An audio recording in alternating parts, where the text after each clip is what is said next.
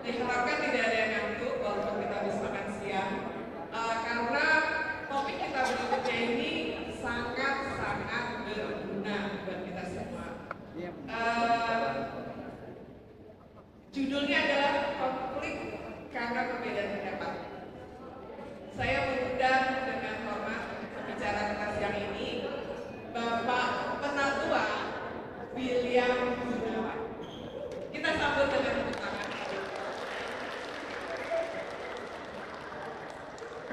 Pak William ini salah seorang penatua di DKI Perniagaan. Jadi selain beliau adalah seorang ilmuwan yang boleh dibilang, kalau melihat gelarnya saya jadi minder gitu sih, cuma S1 gelar S1. Tapi kalau Pak William kita lihat gelarnya lumayan panjang ya, dan kita bersyukur karena beliau juga selain sebagai akademisi, yaitu sebagai disitu kita lihat sebagai juga selain dosennya nggak KW-KW nih ya, dosennya benar-benar kemungkinan ada kandidat profesor mungkin sebentar lagi ya, kita doakan ya rekan-rekan. Dan hari ini Pak William akan membawakan tema ini dengan sistem yang mungkin nanti lebih interaktif ya Pak ya, karena Pak William juga paham sih kita kayaknya jam-jam segini kemungkinan akan agak habis kekenyangan gitu ya. Dan sahabat-sahabat, biarlah nanti setiap kita juga boleh aktif untuk mengikuti arahan beliau dan boleh juga mendapatkan dan memetik serta mengaplikasikan apa yang nanti akan disampaikan oleh Pak William. Karena Pak Kantoran katanya di satu komunitas atau di satu perkumpulan itu kalau tidak ada konflik itu tandanya tidak hidup gitu ya. Jadi mari kita dengarkan bersama, kita persiapkan diri kita untuk mendengarkan uraian Pak William. Kita silakan Pak. Terima kasih Ibu Betsy. Selamat siang Bapak Ibu sekalian. Iman, berkati, selamat siang. Bapak Ibu, saya ajak kita bersama-sama berdoa. Mari kita tundukkan kepala, kita minta hikmat dan bimbingan Tuhan. Bapak Ibu, bersyukur Tuhan kumpulan kami pada siang hari ini. Kalau Tuhan sudah memilih, memanggil kami, dan hari ini kami boleh bersiapkan kiranya pimpinan Roh Kudus, kuasa dan kurapanmu saja yang boleh hadir menemani setiap kami. Yesus Bapa, dalam Yesus kami berdoa. Amin. Ya, Bapak Ibu, salam kenal. Nama saya William Gunawan. Kalau Bapak Ibu ingat William, akan ingat Prince William. Ya, betul ya. Prince William, putra mahkota kerajaan Inggris. Nah, Bapak Ibu, saya boleh sombong sedikit. Kalau Prince William itu putra mahkota kerajaan Inggris, kalau saya putra mahkota kerajaan surga. Jadi nggak kaleng-kaleng ya, Bapak Ibu ya. Saya bersyukur untuk kesempatan hari ini. Saya dipanggil oleh Pendeta Marto. Kalau di perniagaan saya panggil Pak Marto. Nanti sekalian saya ajak pulang. Ya, pagi ini kami harusnya ada kelompok kecil sama Pak Marto juga. Ya, tapi karena ada acara, Pak Marto hari ini ada bersama-sama dengan kita. Salam kenal. Saya mewakili teman-teman dari Penatua di DKI Perniagaan Jakarta. Sempat datang waktu di Keranggan, tadi saya di depan langsung dikenalin Bapak yang kasih kata sambutan waktu itu. Ya Bu, mohon ampun gitu ya. Oke, saya senang sekali bisa ketemu Bapak Ibu di sini. Tema kita hari ini konflik karena perbedaan kepribadian. Nah, Bapak Ibu, ini tema yang simple kalau dibandingkan tema tadi pagi. Pak Yowas berat ya Bapak Ibu ya. Sore hari ini kita lebih praktis, lebih santai saja. Saya mengundang satu orang mahasiswa saya, boleh berdiri, Jojo. Ini atas diri Jonathan. Jonathan ini mahasiswa semester 6 ya, Joshua ya. Semester 6, asisten peneliti saya di Pusat Karir dan Asesmen. Kami di UKRIDA. Bidang kalian saya adalah Center for Career Development, perkembangan karir. Bagaimana seseorang merencanakan karir mulai dari kanak-kanak sampai pensiun. Nah, Jojo adalah salah satu mahasiswa asisten saya. Hari ini akan bersama-sama dengan kita. Bapak Ibu kasih semangat buat Jojo. Jojo juga adalah Dulu ini ya, emeritus ketua remaja ya.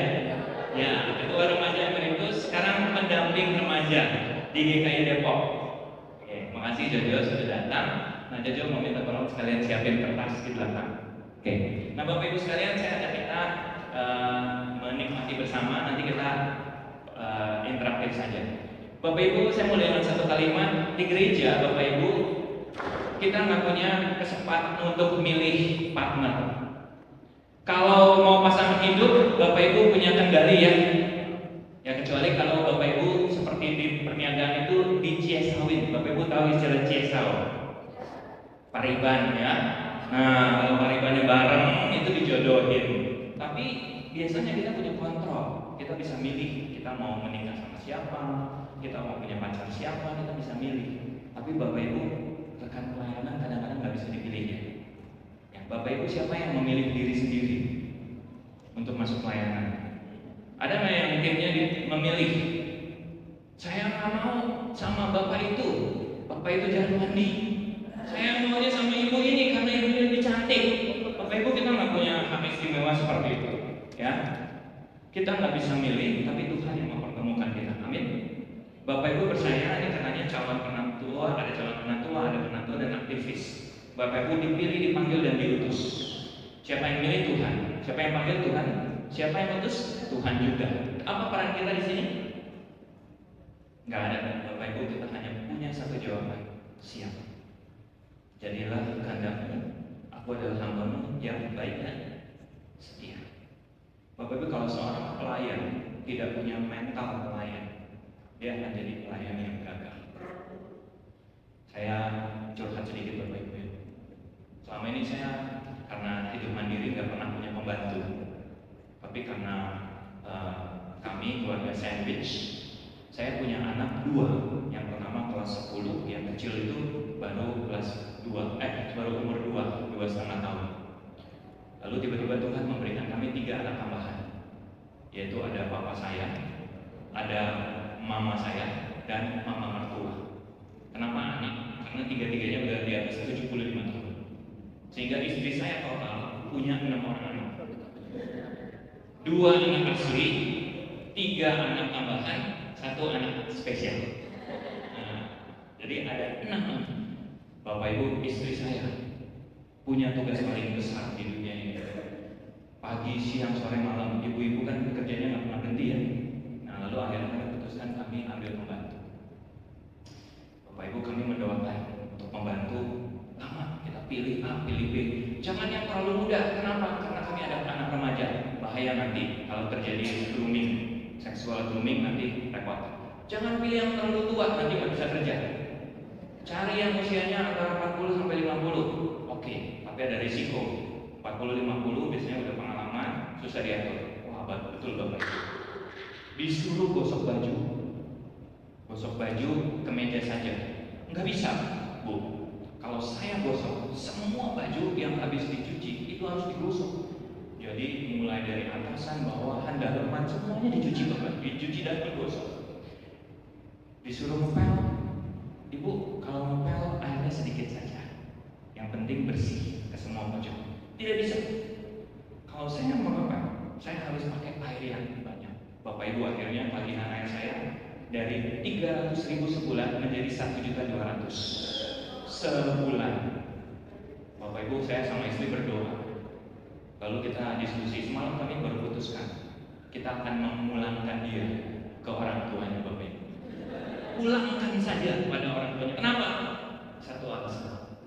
Dia seorang pelayan, tapi tidak punya mental pelayan. Dia tidak mau diatur. Dia tidak mau diberitahu. Tidak punya karakter yang taat. Bapak Ibu, kalau jadi hamba Tuhan, jadi pelayan Tuhan, tidak mau diatur sama Tuhan, lebih baik Bapak Ibu tidak perlu jadi pelayan. Amin Bapak Ibu. Mari kita doakan ini. Kenapa kita hadir di sini? Karena kita adalah pelayan Tuhan. Tuhan pilih kita supaya kita mengerjakan pekerjaan Tuhan. Bapak Ibu, Bapak Ibu, gereja tidak pernah roboh, tidak pernah hancur karena kurang uang. Pak Marto, saya, kami di perniagaan Tahun lalu Pak Marto ketua majelis di perniagaan. Kami bergumul. Jemaat berkurang karena 15 tahun tidak pernah DKH. Kami DKH dari 3.000, hari ini Pak Marto izin 1.800. Jemaat kita berkurang 42%. Dana berkurang, Bapak Ibu, puji Tuhan, persembahannya malah naik. Kami kaget-kaget Pak Marto. Buat bangun Belandongan, sudah siap dananya. Dan kemarin kita sudah berdoa, peletakan batu pertama. Kita mulai pembangunan gedung. Kami doakan bertahun-tahun, kami takut nggak punya uang. Tuhan sediakan. Bapak Ibu, gereja tidak pernah hancur karena tidak ada uang. Gereja juga tidak hancur karena tidak ada orang yang melayani. Tuhan sediakan. Tapi Bapak Ibu, apa yang bikin gereja hancur? Karena ada banyak pelayan Tuhan tidak punya mental pelayan. Bapak Ibu, ini dari rapat GKI. Kalau Keranggan, rapat penentu hari apa Bapak Ibu? Hari Minggu ya, kalau kami di perniagaan hari Rabu. Oke. Rapat, kalau rapat biasanya mejanya mundar apa? Panjang Bapak Ibu ya. Semua dapat meja ya. Duduk meja. Lalu penatua mengelilingi kursi. Datang masih iblis. Dia ikut rapat. Wih, penatua lagi rapat. Wah, sasaran empuk. Kalau gereja mau dihancurkan, yang dihancurkan siapa dulu? Pelayannya dulu.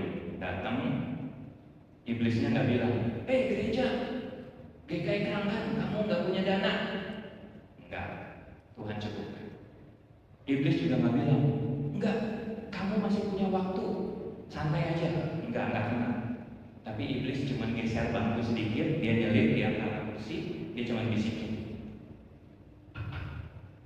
pendapatnya salah tuh, jangan diterima. Bu, itu kayaknya dia ada gurunya deh. Bisikin. Bapak Ibu satu-satu penatu dibisikin. Maka rapat yang harusnya selesai 2 jam, selesainya jadi berapa jam? 6 jam, 5 jam. Saya sama Bang Marto itu kita mulai jam 7 ya Bang. Selesai pernah jam 1 pagi. Rapat Bapak Ibu. Karena apa? Karena disitulah iblis bekerja, mengganggu kita dengan memuliakan diri kita. Maka tema kita hari ini muncul supaya kita bisa diingatkan ulang bahwa kita adalah pelayan Tuhan. Bapak Ibu, saya mulai dengan 2 pertanyaan. Yang pertama, siapa di sini yang nggak pernah ribut sama sesama pelayan? Nggak pernah ribut? Ada ya? Ini dari komisi remaja kali ya. Nah, biasanya ributnya cuma ribut cubit-cubitan gitu ya. Bapak Ibu sebagian besar pasti pernah ribut. Yang kedua, pertanyaannya Bapak Ibu, ribut tadi konflik kata Bu Betsy ya. Konflik itu menumbuhkan, kalau nggak ada konflik nggak seru, tapi bikin kita makin matang atau bikin capek? Tergantung ya Bu ya. Oh, ini seru nih. Gimana Bu? Tergantung. Ibu yang ngomong tergantung ya. Nah, gimana Bu? Kan topik ributnya cuma stimulus ya Pak. Gimana kita meresponnya, itu yang membuat jadi ribut atau jadi Terima kasih. Ya. Jadi ributnya itu cuma stimulus. Bagaimana kita merespon itu yang penting ya. Tepuk tangan buat Ibu. Tadi saya belum kenalan dengan nama Ibu Star Bintang. Wow, oke. Ya, Ibu nanti yang dapat bintang. Baik. Kita lanjutkan Bapak Ibu ya. Mari kita mulai dengan satu bagian bahwa di dalam Alkitab pun ada konflik yang muncul. Dan konflik itu begitu besar sampai dicatat, tapi tidak pernah ditutup di dalam Alkitab. Mari kita baca dari Kisah Rasul 15 ayat 38 sampai 39. Bapak Ibu yang punya Alkitab silakan boleh baca. Kisah Rasul 15 ayat 38 sampai 39. Apakah ada di sini yang bawa Alkitab yang tertulis? Oh ada. Ya. Saya boleh minta tolong Bapak ya. Kisah Rasul 15 ayat 38 sampai 39. Silakan.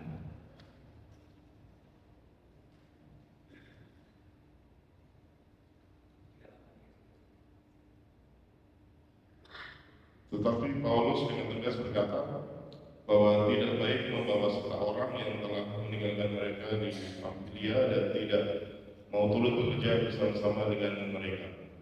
Hal itu menimbulkan perselisihan yang tajam sehingga mereka berpisah, dan Barnabas membawa Markus juga sertanya berlayar ke Siprus. Bapak Ibu, di dalam bagian ini kita tahu ada konflik antara Paulus dan Barnabas. Konflik yang tidak ditutupi, tapi dicatat dan berkepanjangan. Konflik ini kalau kita lihat nanti baru selesai setelah 12 tahun. Bapak Ibu bisa baca dalam Kisah Rasul, menarik untuk kita melihatnya. Nah, Bapak Ibu, sekarang saya mau kasih PR. Ya, saya dikasih tema, lalu saya dikasih studi kasus oleh panitia Ibu Shirley ya, yang Ibu. Oh, ini Ibu yang kasih saya tugas. Salam kenal Ibu. Nah, ada 4 pertanyaan yang saya ingin Bapak Ibu diskusikan. Caranya gimana? Bapak Ibu silakan cari teman berempat. Nah, ini sudah sebaris ya. Silakan boleh sebaris atau mau balik badan juga boleh, tapi cari temannya berempat. Nah, boleh 5? Boleh 5. Untuk kali ini boleh 5. 4 sampai 5. Silakan. Nah, Bapak Ibu ada 4 pertanyaan yang saya ingin Bapak Ibu bahas. Ada pertanyaan pertama, pemicu konflik, kedua keputusannya, ketiga pengalamannya, yang keempat apa yang biasanya paling menyukai. Bapak Ibu setiap kelompok dikasih waktu hanya 5 menit untuk menjawab. Saya nggak kasih kertas, Bapak Ibu bisa gunakan handphone, ada notes di situ. Nah, silakan Bapak Ibu gunakan teknologi, bisa buka notes. Bapak Ibu buka notes, nanti dicatat jawabannya, notesnya di situ. Ya, nanti kita diskusi sama-sama. Silakan Bapak Ibu boleh berempat. Wah, itu saat langsung tukar kursinya, semangat sekali. Ya, silakan Bapak Ibu 5 menit waktunya dari sekarang, diskusikan 4 pertanyaan.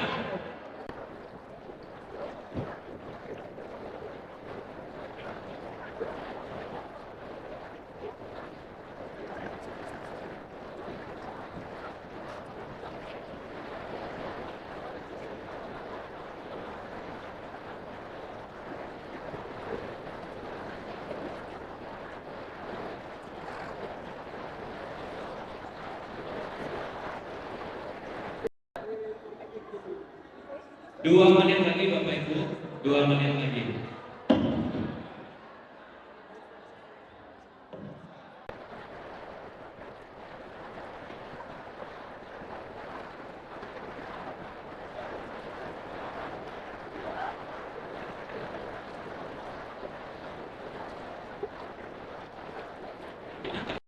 Ya, waktunya cukup ya Bapak Ibu ya, habis ya. Baik, kita akan dengar jawaban Bapak Ibu. Ya, oke. Oke, siap. Sudah semua Bapak Ibu? Siapa yang belum selesai? Sudah selesai, oke. Baik. Saya mau dengar dari kelompok mana ya? Ini ada bidangnya sama ya Pak Marto ya, bidang expert ya. Saya mulai yang siapa di sini yang penulis MJ, sekretaris MJ, coba sekretaris MJ ya, ada kelompok yang sekretaris MJ. Oh Pak Saud, aduh ya. Kenapa pilih sekretaris MJ? Saya sekretaris 3 bagian data.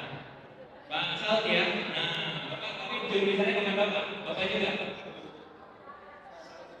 Besar, oke, silakan. Baik. Kita dengar jawaban pertanyaan pertama.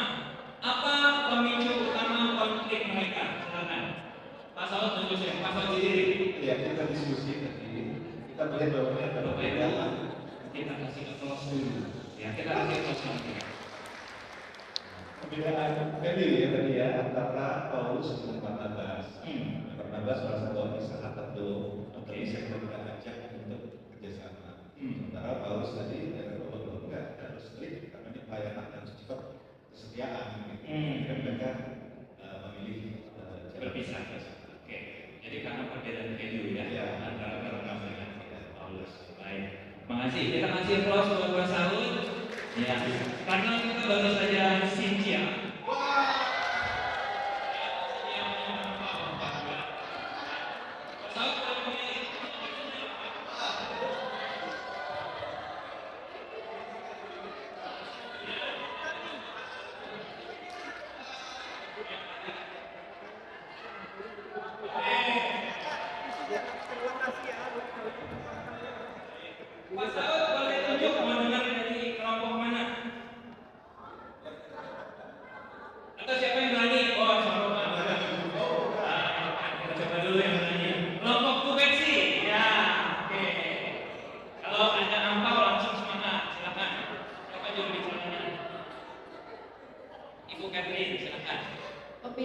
namanya perbedaan pendapat terhadap perlakuan kepada Markus.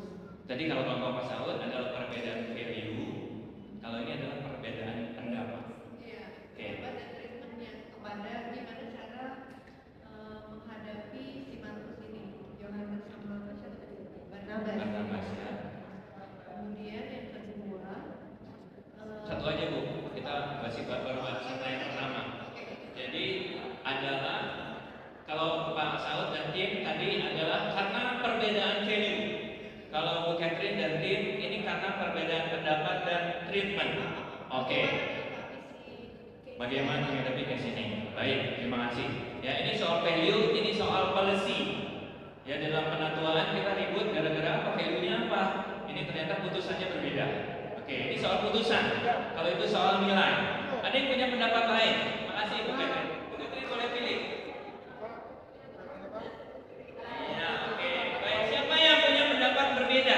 Silakan. Pendapat berbeda ya, Pak? Ya, enggak apa-apa, silakan. Yang tua dulu. Yang dua ya. Menurut hemat kami, perbedaannya adalah karena perbedaan pendekatan Pendekatan.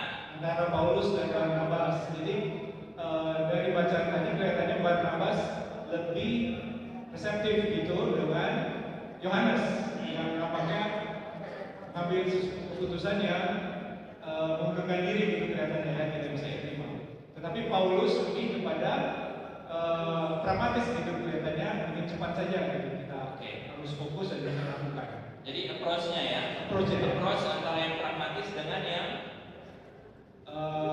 reseptif artinya dia lebih menerima begitu ya ya. Pendekatannya lebih merangkul. Satu lagi pendekatannya tegas, pragmatis. Nggak mau ikut nggak usah. Yang satu merangkul. Oke, bisa lebih dalam Pak. Apa yang menyebabkan pendekatan itu jadi mengapa kedua itu punya pendekatan yang berbeda? Saya kira karena ya masing-masing melihat berbeda ya bahwa mungkin satu melihat pelayanan ini harus betul-betul fokus, Ya. tidak ada apa ya Nggak ada kompromi. gitu ya. Oke. Jadi yang lain yang mungkin lebih memaafkan gitu ya, Memaafkan. ya mungkin berikan kesempatan. Termasuk tipe yang mana? Saya mungkin Nggak usah dikasih tahu Pak. Makasih dengan Bapak siapa? Terima kasih Daniel. Pak Daniel, silakan pilih satu Pak. Iya, oke. Jangan kasih Bang Marco. Oke, Bapak ya. Silakan. Beda ya Pak dengan yang empat yang ketiga ya. Pak Saud tadi value, yang di sini Bu Catherine pendapat, Pak Daniel adalah approach pendekatan. Bapak, silakan dengan Pak siapa? Dengan Alex. Pak Lex. Kalau dari kami, kelompok kami menyatakan apa pemicu utama konflik mereka, kami mendefinisikannya lebih kepada prinsip dalam kerjasama. Oke. Jadi Barnabas prinsip kerjasamanya berbeda dengan Paulus saat itu karena egonya masing-masing berbeda. Ya, pada dasarnya kami mendefinisikannya lebih kepada secara objektivitas secara general aja ya. Prinsip ya, perbedaan prinsip. Prinsipnya dalam bekerja sama dalam pelayanan. Oke, baik. Terima kasih Pak Alex ya. Boleh tepuk tangan buat Pak Alex. Terima kasih. Ya, terima kasih. Terakhir, ada yang punya pendapat berbeda. Oke. Terima kasih Pak. Siap. Ya, ada perbedaan kayak kepemimpinan. Perbedaan leadership. Oke. Kalau Paulus itu berorientasi pada misi dan disiplin. Berorientasi misi dan disiplin. Ya. Siap. Kalau Barnabas dia lebih berorientasi kepada pembinaan dan pemilihan. Wah, jadi satu asalnya dari bidang bina, satu asalnya organisasi. Ya. Ini beda bidang jadi ribut nih Pak ya. Ya. Ada juga perbedaan pengalaman masa lalu. Pengalaman masa lalu. Oke. Kalau Markus itu pernah mundur dari pelayanan. Ya. Kalau Paulus melihat itu sebagai resiko. Kalau Barnabas melihat itu sebagai peluang untuk pemulihan. Jadi masa-masa masa lalu itu masih dibawa terus gitu Pak. Oh dia dulu pernah ini, oh enggak, bagus dong. Kalau ini sekarang ini pemulihan. Oke. Jadi Ini mulai pendekatan psikologis nih, ada trauma masa lalu, ya. masa lalu Mempengaruhi modal kepemimpinannya. Gitu. Oke. Gitu sih. Baik, makasih teman Bapak siapa? Pak Win. Pak Win. Pak Petrus. Oh, silakan Pak. Iya, oke, baik. Ya, terakhir, nampaknya saya mulai habis soalnya. Oke. Baik, silakan. Kalau menurut saya mungkin perbedaan pola pikir. Pola pikir. Ya, antara Paulus dan Barnabas. Masing-masing mungkin Paulus punya latar belakang pendidikan atau latar belakang pemahaman, Ya. dan Barnabas juga dari latar belakang yang berbeda, sehingga ketika mereka bertemu ya ada perbedaan pola pikir di situ. Pola pikir ya. Oke, baik. Ini Ibu siapa? Ibu Anja. Silakan. Iya, makasih Ibu Anja. Baik. Ya, cukup Bapak Ibu ya. Satu terakhir, nampak saya mulai habis Pak. Satu lagi. Terakhir. Iya, kalau Ini baru pertanyaan pertama nih. ulasannya mungkin semua sudah ada. Iya, iya. Tapi saya melihat dari sisi suku Pak. Suku. Ya, Oke. dari sisi suku Paulus itu Ibrani asli. dari suku Benyamin. Benyamin. Kalau dari beberapa dari suku Benyamin, mungkin dari suku Benyamin itu mempunyai sifat yang tegas dan apa, tapi dari suku Lewi itu sifat yang apa lembut atau apa itu Membedakan ya. Perbedaan itu akan mendalam dari sisi sukunya. Dari sukunya ya. Ada suku Jawa, suku Batak begitu ya. Bapak siapa? Pak Didi silakan. Ya baik, nampak saya habis Bapak Ibu, saya simpan dulu ya. Baik Bapak Ibu, apa pemicu utama konflik mereka? Ada berbagai pendapat. Ada dari value, ada dari prinsip, ada pendekatan, ada model. Saya belum jawab, kita gantung dulu. Biasa dosen begitu Bapak Ibu ya, jawabannya belakangan. Kita lihat nomor 2. Bapak Ibu, kenapa suatu keputusan kecil ini cuma mau milih kita mau ambil Markus apa tidak, ternyata bisa jadi membuat konflik yang berpisah. Kok bisa Bapak Ibu? Kenapa nomor 2 terjadi? Mengapa keputusan kecil bisa memikul konflik? Nah kali ini mohon izin saya nggak kasih angpau. Nanti baru di belakang saya kasih angpau lagi. Oke, kenapa keputusan kecil bisa memiliki konflik? Masih ada yang mau kasih pendapat? Kalau nggak ada angpau, Bapak Ibu. Oh ada, syukur Bang, kalau ada depan. Bapak. Pendeta yang terima kasih Bang. Ya, kenapa konflik keputusan kecil kenapa bisa memicu konflik besar? Shirley, silakan. Biasanya karena cara berbicara. Cara berbicara. Iya, kadang-kadang meskipun kita ngomongnya betul, kalau cara berkomunikasinya tidak tepat, bisa bikin orang sakit hati. Akhirnya jadi konflik. Gitu, kira-kira. Jadi cara bicara ya. Oke, apakah di Alkitab ditulis Bu si Paulus itu cara bicaranya marah-marah Bu? Ada di ayat 38 dibilangnya dengan tegas. Dengan tegas. Gak tahu sih tegasnya itu seperti apa, tapi sepertinya Tegasnya orang Jawa apa tegasnya orang Batak? Nah itu kurang tahu. Nah, apa tegasnya orang Chinese?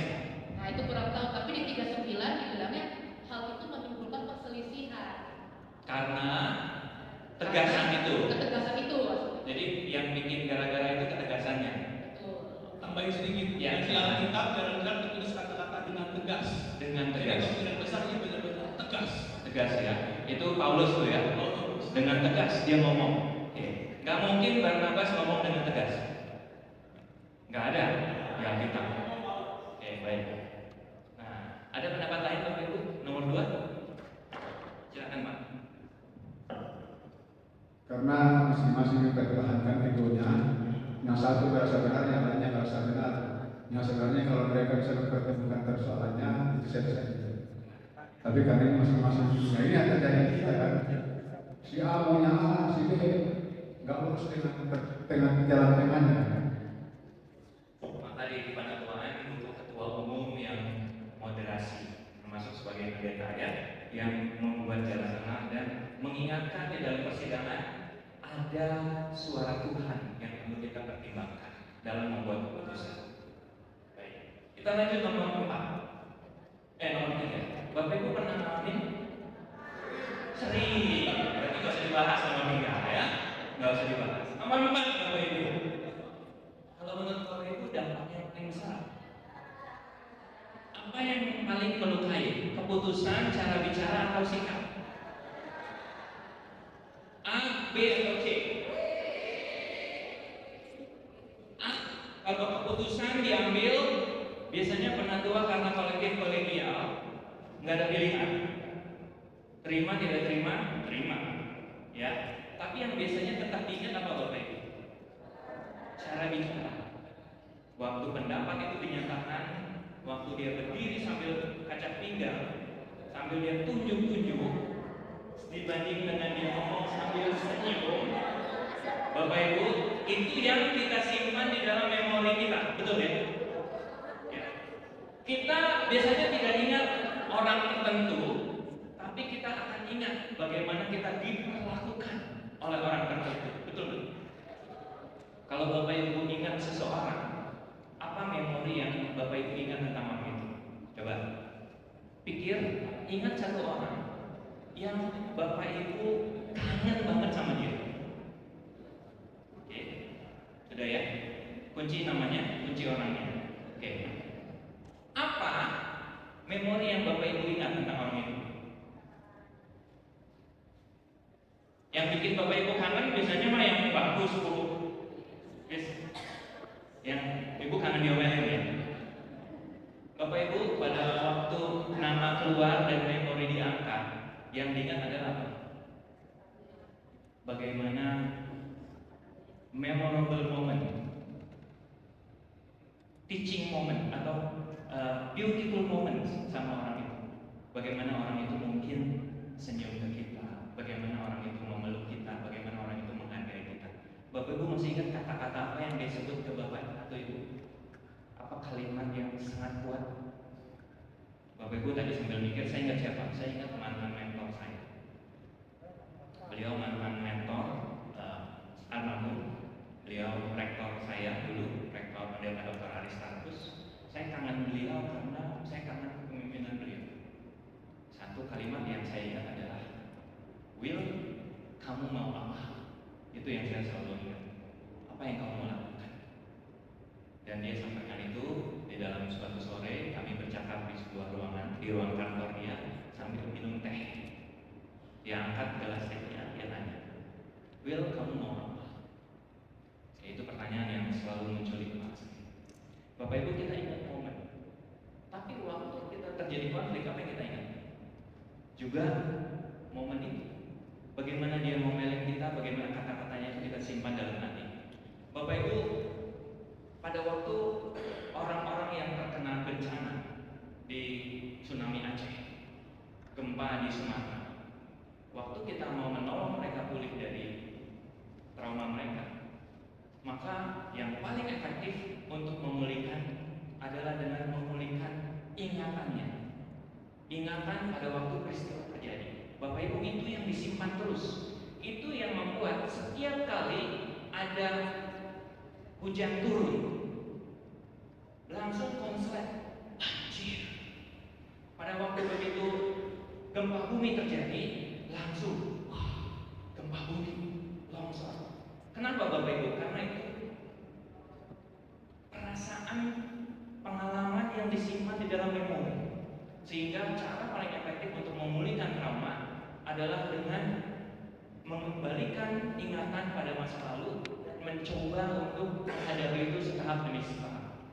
Maka ada teknik yang namanya eye movement therapy. Jadi bagaimana memulihkannya? Terapi dengan menggunakan bola mata bisa dilakukan. Kalau Bapak Ibu ikut mata Bapak Ibu ikutin tangan saya, pada waktu gerakan tertentu akan ada terjadi konslet.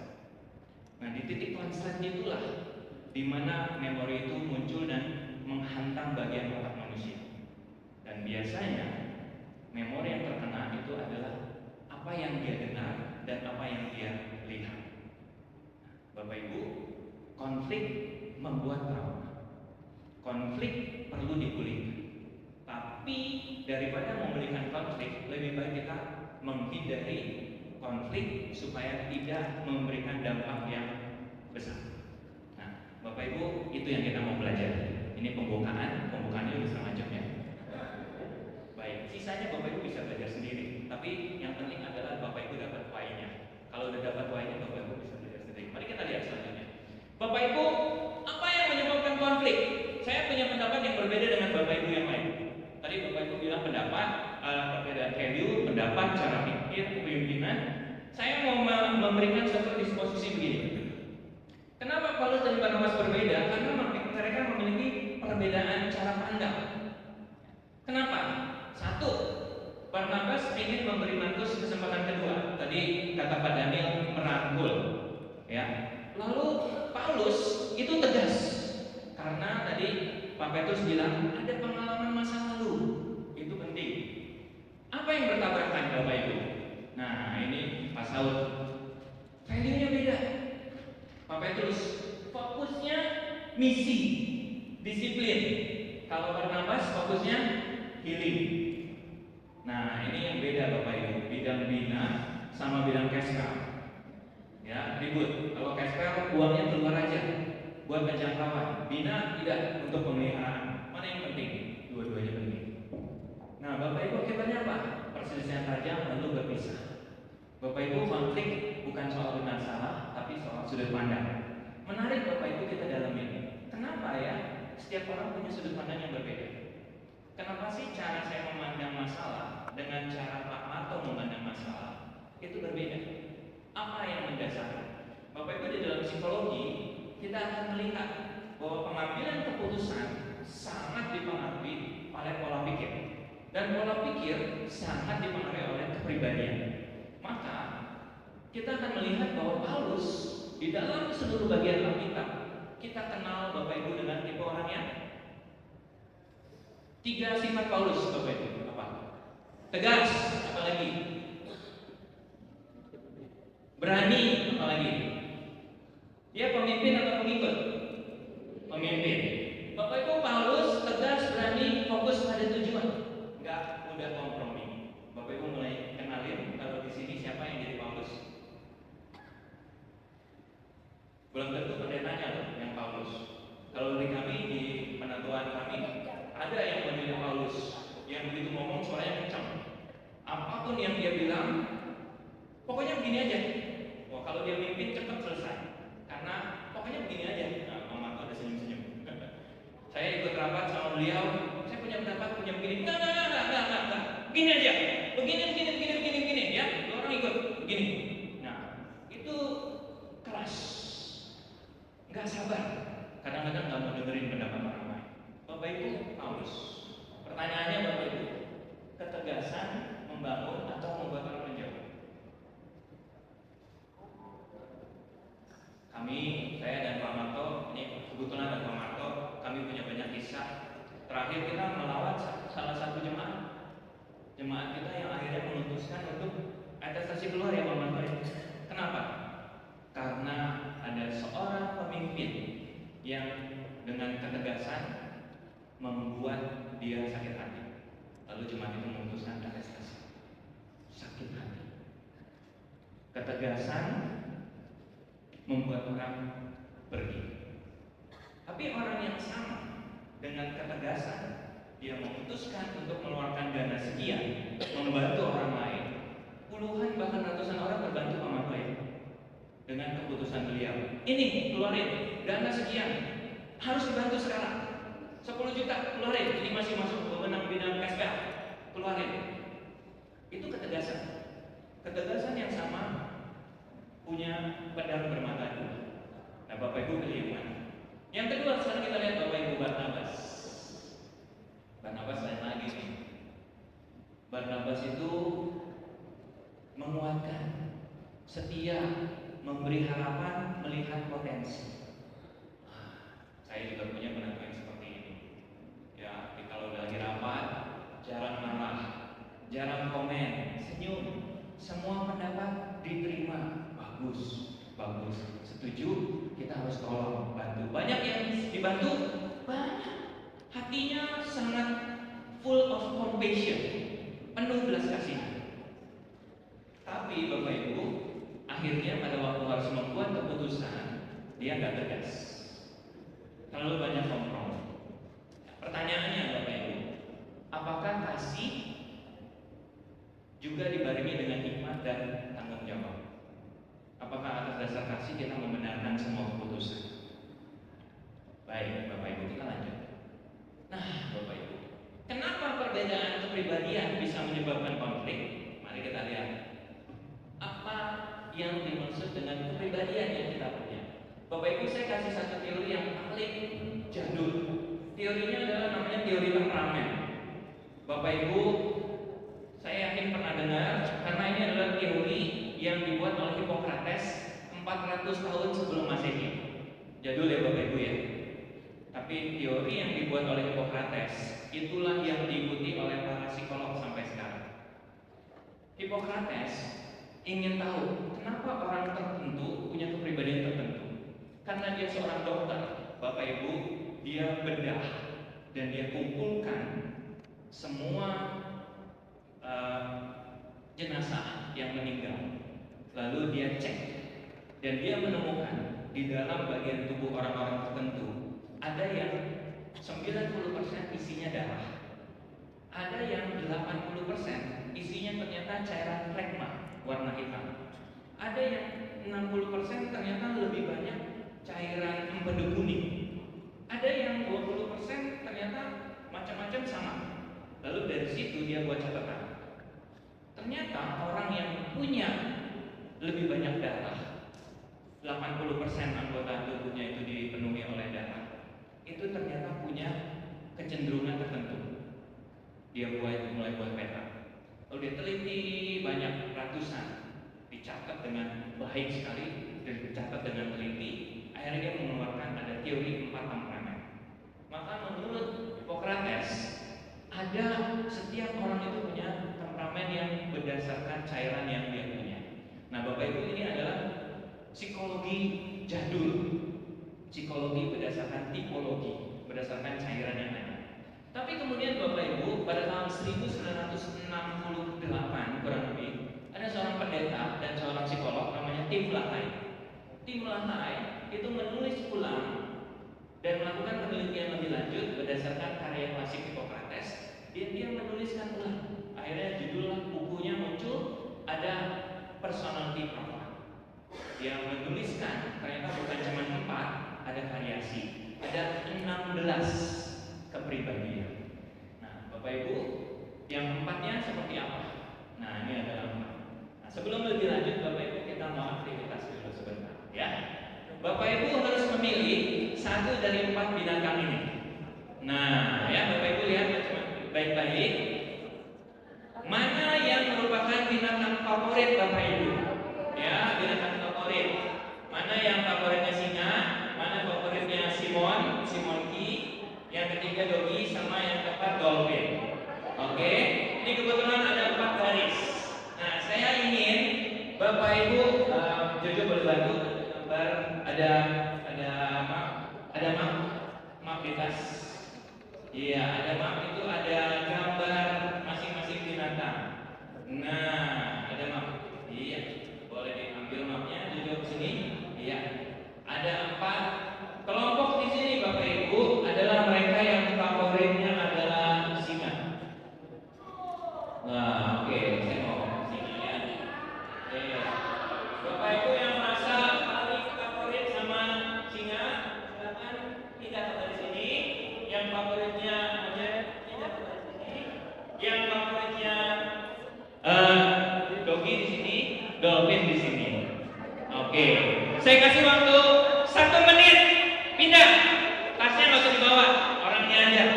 Nanti balik lagi. Silakan pindah, silakan pindah, silakan pindah. Ya, pilih 1 paling favorit, paling favorit. Silakan pindah, boleh duduk di kursi di sana. Oke, ya, kalau nggak kumpul aja, boleh pegang, bikin lingkaran. Ya, bikin lingkaran, bikin lingkaran. Ya, ini nggak ada yang mau nih monyet nih. Nggak ada yang ngaku paling suka monyet. Ya. Monyet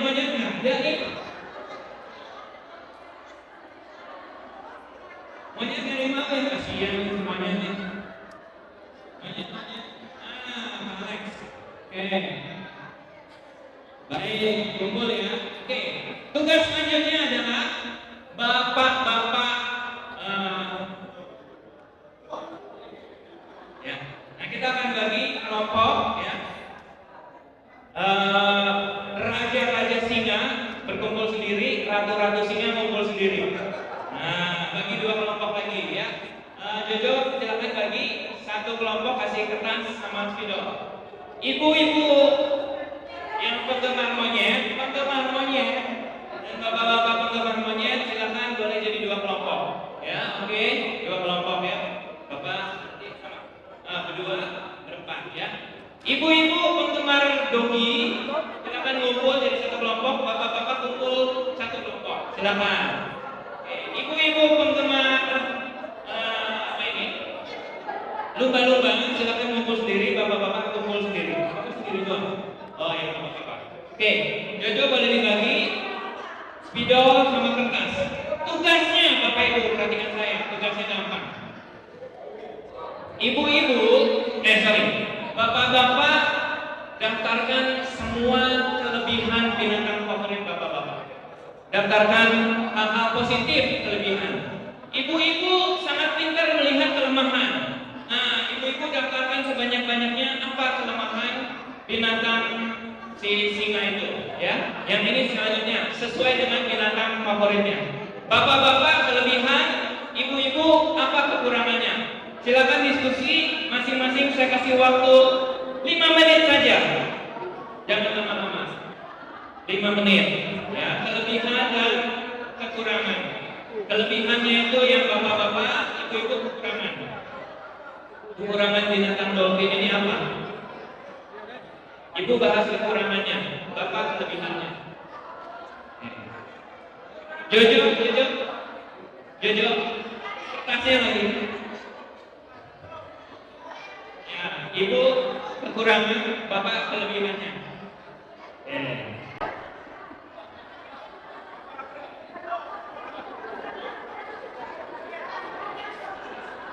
Coba.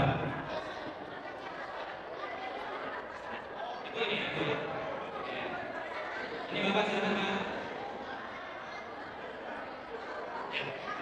Iya. Bukan kelebihannya. Bapak kelebihannya. 10, 9, 8, 7, 6, 5, 4, 3, 2, 1. Bapak Ibu silakan tunjuk salah satu tiap kelompok juru bicara. Ya, tiap orang tunjuk juru bicara. Ya, kita mulai. Cukup ya. Bapak Ibu silakan kasih tos kiri kanan sesama penggemar monyet, sesama penggemar dolphin, lalu boleh kembali duduk di kursinya masing-masing. Juru bicara tetap di depan. Juru bicara tetap di depan. Juru bicara tetap di depan. Juru bicara tetap di depan. Yo, juru bicara tetap di depan. Juru bicara tetap di depan. Ini pulang semua, nggak ada juru bicara. Ya. Juru bicara tetap di depan. Baik. Ya. Kita langsung mulai Bapak Ibu ya, biar cepat. Iya. Ini di bawah Bu, gambarnya. Ya, kita mulai dulu dari penggemar singa. Ini kelompok raja singa dan ratu singa. Raja singa. Gambarnya juga. Ya, kita boleh potong. Ya, oke, baik. Kita mulai dulu dengan apa kelebihannya. Silakan Pak Saud. Itu kelebihannya. Suaranya besar. Oke. Kalau penyanyi bariton. Ya. Sehingga kelebihannya Dominan. tapi dia tenang. Dan seperti Simba, dia Bijaksana. tapi selalu waspada. Dia pasti kuat. Dan jangan lupa, singa itu ganteng, keren, dan tadi suaranya Bersama. Oke,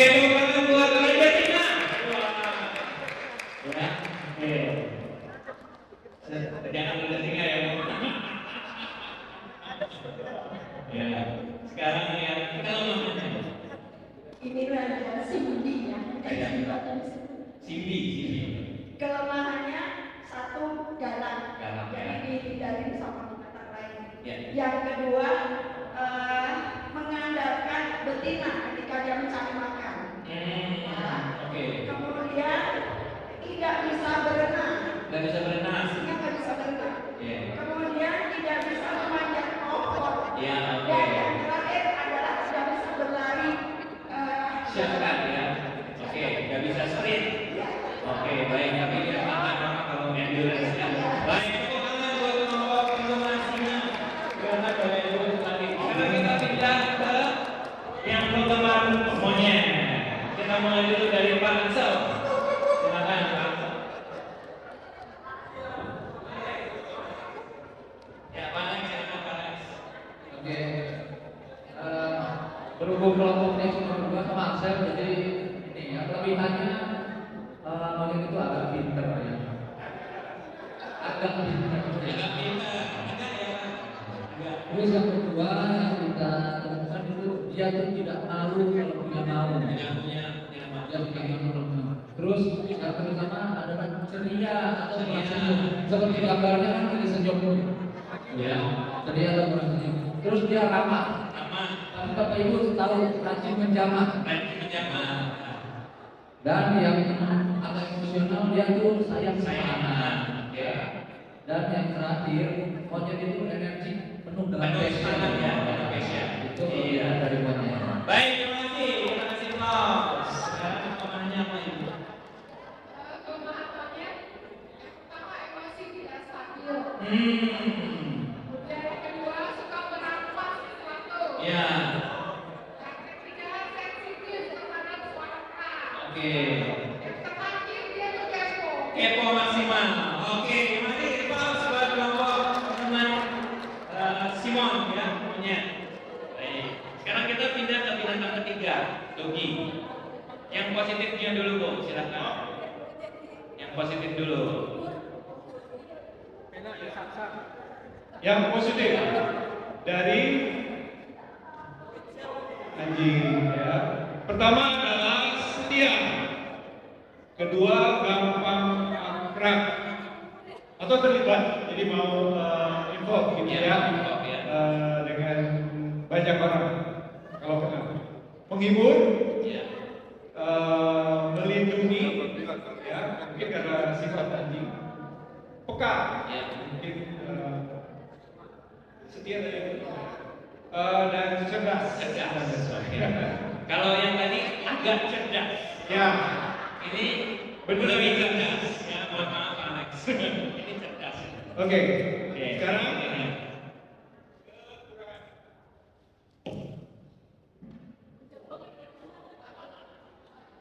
Kalau mencari kekurangannya memang lebih banyak ya. Oke. Doki itu galak. Galak ya. Galak, suka kencing sembarangan. Oke. Ini jadi masalah di WhatsApp grup komplek biasanya. Iya. Rabies kalau dia tidak disuntik. Makan terus, suka makan. Posesif artinya maunya dengan tuannya aja, susah dengan orang lain ya. Ya, milih-milih ya. Nah ini yang kutuan, bau, bulunya rontok, itu masuk dari biaya perawatannya mahal Pak. Ya. Umurnya tidak panjang, misalnya dikali berapa dengan manusia. Tidak bisa ditinggal kelamaan, biasa kalau dikasih ke orang. Nggak bisa ditebak. Ya kadang-kadang kita lihat kayaknya serem, padahal dia baik. Ada yang kita Kelihatannya baik. Itu Pak. Ya, makasih Ibu. Kita kasih aplaus buat kelompok penggemar Dogi. Ya. Terakhir, wah Bapak ditinggal sendiri. Ya, boleh dibantu Ibu. Ini penggemar dolphin atau lumba-lumba. Yang negatif dulu boleh. Mana tuh ada dolphin? Ya, dolphin. Ini biasanya paling kocak ini. Negatifnya dulu. Terserah. Ya, hanya bisa di air karena binatang air. Kemudian dia sensitif kalau tidak cocok dengan lingkungan dia marah. Kemudian bisa terjebak dalam jaring. Kemudian agresif kalau lapar. seperti yang dijelaskan. Balik, ini yang negatifnya. Kemudian yang positifnya, binatang ini binatang laut yang sebenarnya suka melindungi. Kemudian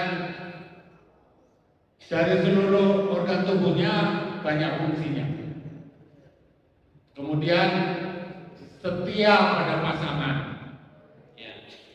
Kalau di Dufan suami istri kalau pasangan selalu bersama-sama. Dia minta latih apa saja jadi. Bisa. Ya. Bisa hitung-hitungan. Betul. Loncat dan macam-macam. Baik. Terima kasih. Terima kasih, kita kasih applause Bapak Ibu. Iya.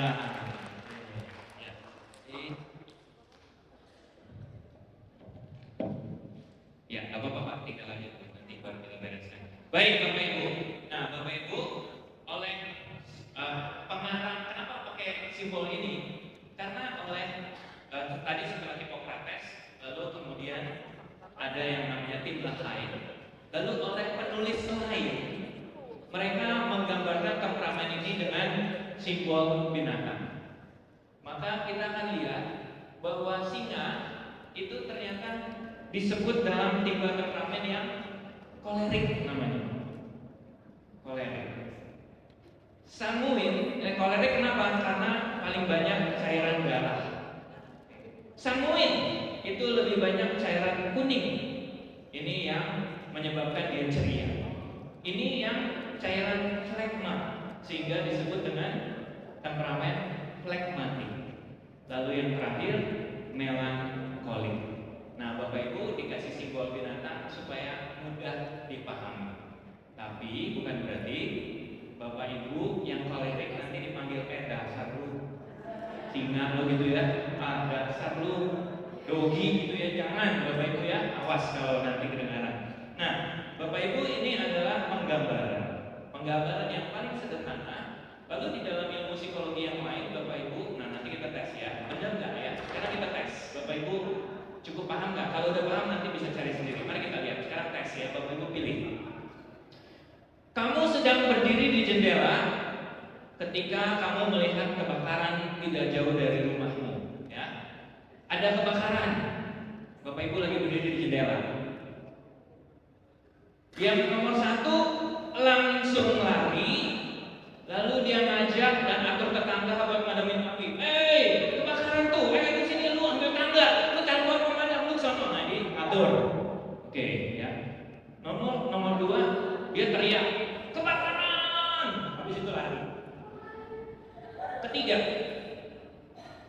dia lihat di depan ada kebakaran. Dia lagi telepon. Terus dia bilang, oh kebakaran. Ya udah dia lanjut telepon lagi. Ini tipe yang ketiga ya.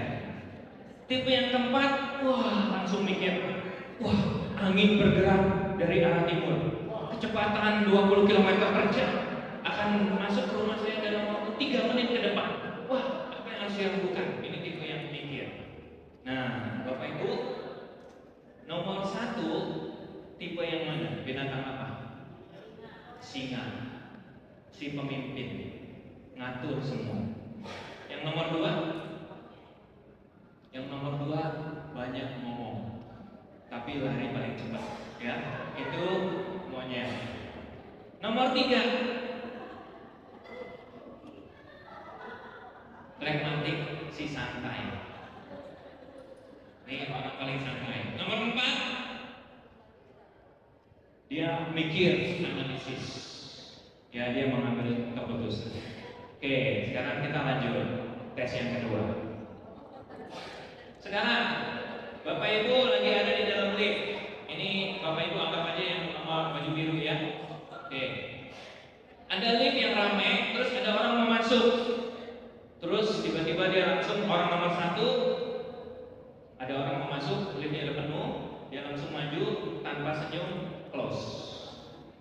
Ini berarti apa? Singa, fokus pada tujuan. 2, dia senyum lebar, teriak dengan kenceng, masih bisa. Nah, ini nomor 2. Nomor 3 Bapak Ibu, dia mikir, ya geser kiri, geser kanan, muat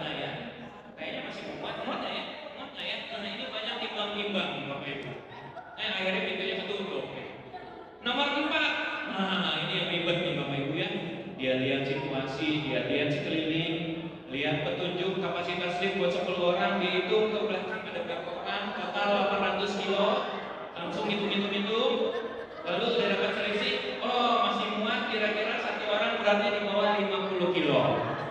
Oke, langsung tutup. Nah, Bapak Ibu sambil ketawa, Bapak Ibu yang mana? Siapa yang merasa saya nomor 1?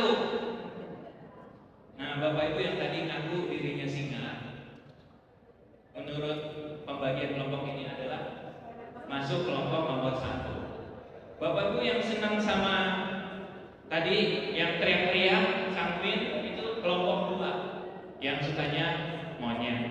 Yang ketiga yang sukanya dogi, yang keempat yang sukanya dolphin. Nah, Bapak Ibu ini secara sederhana, tapi realnya tidak semudah itu.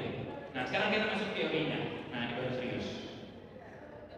Nah, Bapak Ibu secara teori, keempat temperamen ini sama persis dengan tipologi DISC. Bapak Ibu yang pernah bekerja di kantor, yang biasanya seleksi karyawan, itu pakainya DISC. Tes DISC. Tes DISC adalah bentuk baru dari teori temperamen. Teorinya sama persis, hanya namanya yang berbeda. Singa itu, kolerek itu adalah D. Singa itu D, sanguin itu influensial I, steadiness itu phlegmatic S, compliant itu melankolik itu C, DISC. Nah, yang di atas adalah tipe-tipe orang yang ekstrovert, orang-orang yang kelihatan aktif, suka ngomong, itu di atas. Yang di bawah orang-orang yang introvert, tidak suka banyak ngomong, lebih suka banyak mikir dan berefleksi. Ini 2 yang di bawah. Oke. Kalau yang D ini fokusnya pada tugas. Ini miring di sini fokusnya pada tugas. Kalau ini juga sama, melankolis fokusnya pada tugas. Kalau sanguin sama phlegmatic, mereka fokusnya pada orang. Jadi Bapak Ibu bisa tebak Paulus yang mana? Paulus adalah D. Barnabas di mana? Apakah Barnabas S? Belum, kita nanti lihat ya seperti apa. Mari sekarang kita lihat lebih detail teorinya, Bapak Ibu. Nah, Bapak Ibu nanti materinya saya berikan. Bapak Ibu sesi kita hanya pengenalan. Nanti Bapak Ibu kita kasih link tes, Bapak Ibu bisa mengetes. Tapi sekali lagi ini hanya pengenalan. Nanti Bapak Ibu pengen tes yang lebih dalam, ada link yang bisa diklik, Bapak Ibu bisa belajar lebih dalam lagi. Karena waktu 1-2 jam tidak cukup. Nah, Bapak Ibu bisa lihat ada kekuatan kelebihan masing-masing. Jadi daftar tadi Bapak Ibu bisa lihat ya, plus minus saya nggak bahas. Nah, saya mau sampaikan, Bapak Ibu mungkin pernah dengar ada tes kepribadian namanya MBTI, Myers-Briggs Type Inventory, membagi seseorang ke dalam 16 tipe kepribadian, sama persis dengan temperamen. Masing-masing melankolis murni adalah ISTJ, phlegmatic melankolik adalah ISFJ, masing-masing 3. Jadi namanya doang beda. Teori DISC, teori temperamen, teori MBTI, semuanya akarnya sama, yaitu tentang tipologi 4 cairan darah, cairan tubuh dari Hippocrates, sama persis. Sekarang kita lanjut, kita bedah satu-satu. Bapak Ibu ini tipe yang dominan, Paulus, aktif, praktis, punya kemauan keras, tidak takut susah, optimis, punya pikirannya terstruktur, nggak mudah simpati. Dia adalah pemimpin yang sangat baik. Kalau kita punya pemimpin seperti ini, wah tegas, maju, hancurkan, maju tak gentar, merebut yang diambil orang. Ya, ini dominan. Kebiasaannya apa? Kalau dia nyetir paling kebut biasanya, karena pengen cepat. Tidak berbakat mekanik. Ya, ini penelitian lebih lanjut, bisa benar bisa salah, tapi sekitar secara umum 80% seperti ini. Yang ketiga, kalau makan nggak milih-milih, pokoknya selesai. Yang keempat, pantun sebagai pemimpin, tepat dalam karir yang menuntut kepemimpinan, motivasi, lalu biasanya entrepreneur. Dia adalah pejuang yang tidak mudah menyerah. Entrepreneur. Ya, ini kolerik. Yang kedua, sanguin. Sanguin itu hangat, meluap-luap, lincah, energik, aktif, dinamis. Tidak pernah kekurangan kawan, penyuka pesta, penggembira, penyaji cerita. Tidak pernah kehilangan kata, nggak pernah ada alasan kalau dia lupa janji, dan mudah bosan dan tidak disiplin. Saya punya teman sanguin. Di penatua kita juga ada, di perniagaan. Kita kalau lagi rapat, orangnya belum kelihatan, suaranya udah kedengeran. Nah, itu khas sanguin. Ya, jadi kalau kita belum tahu, dia udah datang belum? Diam aja sebentar, nanti suaranya kedengeran, berarti udah datang. Ya, dia paling banyak ngomong sebelum ada keputusan, dia udah ngomong duluan, ya. Gak pakai mikir, udah ngomong duluan. Ini yang sanguin. Kebiasaannya apa? Itu tadi betul. Pak Alex bilang susah ditebak ya, nggak bisa. Kadang-kadang tidak menentu, tidak dalam bekerja, jadi mudah bosan. Ini tipe yang malas belajar ya, tapi dia jago ngomong. Sales yang bagus, pedagang, aktor, penghibur, pengkhotbah, itu harus seperti ini. Saya ingat saya punya teman, waktu saya dulu jadi guru, saya punya teman. Biasa saya ajak dia naik motor, Bapak Ibu. Badannya besar, beratnya 120 kilo. Nah, berat saya setengahnya dia, saya cuma 60 kilo. Ini sekitar 20 tahun lalu, berat saya cuma 50, dia udah 120. Bapak Ibu tiap pagi dia ke rumah saya, lalu saya ajak dia naik motor menuju ke tempat mengajar. Bapak Ibu, saya waktu itu pria berkarisma, Honda Karisma. Nah, saya pakai Honda Karisma. Lalu rumah saya di Roksi, saya mengajar di daerah Muara Karang. Lalu saya harus naik di Jembatan Layang Roksi. Bapak Ibu tahu ya kalau di daerah Roksi ada Jembatan Layang di depan Roksi Mas. Bapak Ibu, saya naik motor, naik dia di belakang. Begitu saya dia langsung colek saya. Dia saya kan di depan, dia di belakang. Dia kayak langsung gini, wih, tuh tahu nggak? Kemarin kok begini, saya nggak begini, Bapak Ibu. Bayangin dia 120 kilo, saya 60. Jadi tiap kali dia begini, saya harus begini. Nah, tiap kali dia begini, saya harus begini. Kalau nggak jatuh, Bapak Ibu. Dan tiap kali ketemu saya, pasti dia cerita dengan seru. Dan 2 menit pertama perjalanan dari rumah saya itu langsung naik jalan raya. Jadi Bapak Ibu, setiap kali dia mulai naik, saya langsung mulai berdoa. Tuhan, berikan saya kekuatan, betul-betul kekuatan supaya bisa ngegas, Bapak Ibu ya. Lama-lama Bapak Ibu, saya pikir ini nggak sehat ya. Tiap kali saya nyetir, saya naik motor, saya deg-degan. Karena kalau dia ada cerita seru, dia nggak akan berhenti. Bayangin Bapak Ibu lagi kebut 80 km per jam, dia tiba-tiba nongol saya. Tapi Will begini, pakai helm, dia pakai helm, dodanya helm tutup, teriak-teriakan di tengah jalan. Aduh Bapak Ibu, saya diam aja dia teriak. Lama-lama saya pikir nggak bagus juga ya. Oke lah, demi keamanan bersama, lu yang nyetir, gue yang dibonceng. Dengan harapan keadaan aman terkendali. Bapak Ibu, apa yang terjadi?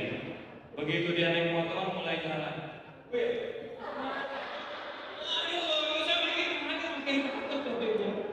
makin bahaya. Akhirnya saya buat kesepakatan. Namanya Ferry, Pak Ferry. Bapak itu kalau lagi di mobil mendingan kita jangan ngomong depan. Wah khawatir Pak.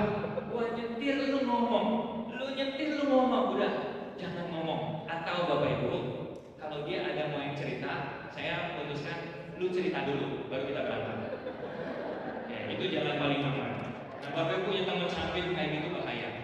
Punya teman sanguin itu yang bikin rapat dari 2 jam jadi 4 jam. Gara-gara ada yang begitu. Ngomongnya panjang lebar luas dan dalam. Ya ini sanguin. Kita pindah. Ini flegmatik. Sanguin tadi tokohnya siapa Bapak Ibu sanguin? Nah sanguin siapa tokohnya di Alkitab? Yang paling cepat ngomong, baru mikir. Petrus, ya di dalam buku Bapak Ibu kalau mau belajar lebih dalam ada buku judulnya itu Temperamen yang Diubahkan, Tim Lahai. Dia membahas kaitan semua 16 temperamen dengan contoh-contoh tokoh-tokoh Alkitab. Dibahas satu-satu plus dan minus, ada eksegesinya bagus sekali. Bapak Ibu kalau mau baca lebih dalam baca buku itu.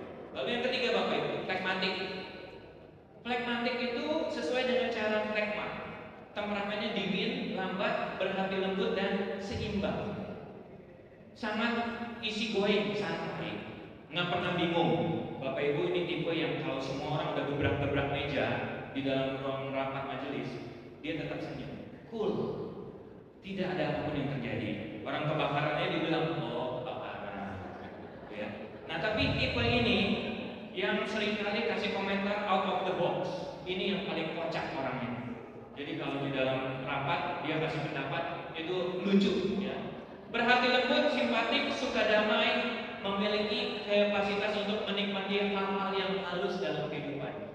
Bapak Ibu dia kalau dia dengar musik, dia bisa dengar 2-3 jam sambil santai. Dia nggak peduli di sebelah orang lagi sibuk kerja, bikin ini, bikin itu, dia asik aja sendiri dengan dunianya. Tidak pernah kekurangan teman. Nah ini tipe yang hangat. Dia tidak suka konflik, tidak mau berantem di dalam rapat. Kalau punya teman kayak gini, jadi ketua majelis, wah, majelis itu aman, tenang dan damai. Nggak ribut. Ya Bang Arto ya, nggak ribut, tenang, semua diakomodir. Kalau ada yang ribut, diajak ngomong. Kalau ada yang nggak suka, dirangkul. Nah ini tipe yang flegmatik, cinta damai. Kebiasaannya apa?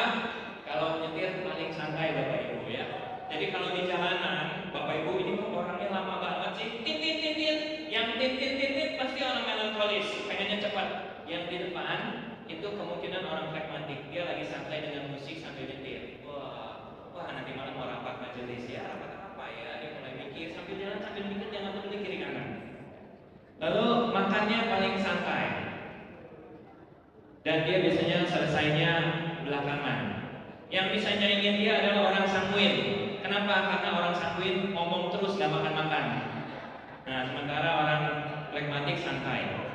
Ini orang-orang yang apa ya, detail. Guru, akuntan, pustakawan, ahli statistik, ahli matematika, konselor, psikolog, itu banyak orang flegmatik. Ya, teliti, sabar. Ini cocok jadi penulis, ya. Cocok jadi orang yang ngurusin uang. Suka menunda, santai.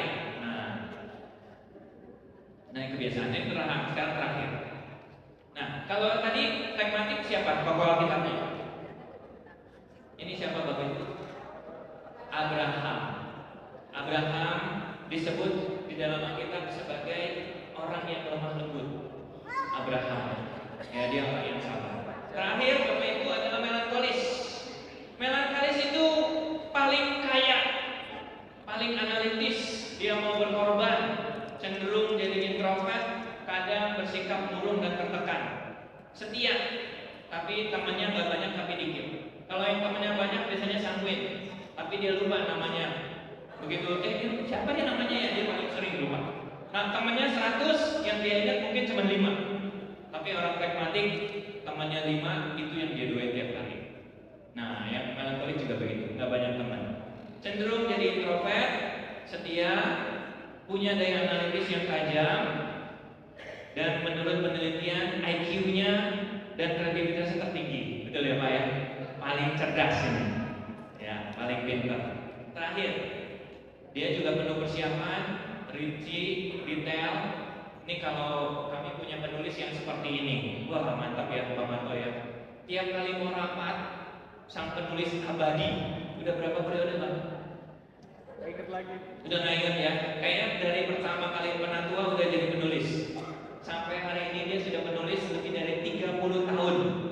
Posisinya selalu penulis, menyiapkan not tulis, mau rapat tiap kali datanya udah ada. Ini cocok banget, pas. Ya, dia juga seninya sangat kuat dan senang belajar konsisten. Nah Bapak Ibu ini secara umum, kalau Bapak Ibu ada yang mirip, itu berarti dominan. Nah nanti saya kasih tebakan 2 ya. Bapak Ibu pertama 2 tebakan. 1 tebak saya temperamennya apa. Lalu yang kedua nanti tebak Tuhan Yesus temperamennya apa. Nah silakan Bapak Ibu. Nanti saya kasih hadiah double angpau ya. Oke, tapi pikir dulu nanti baru saya kasih.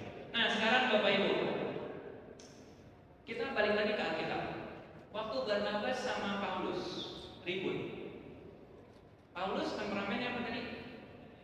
Kolerik. Barnabas apa? Barnabas adalah termasuk yang pragmatik. Kenapa mereka ribut, Bapak Ibu?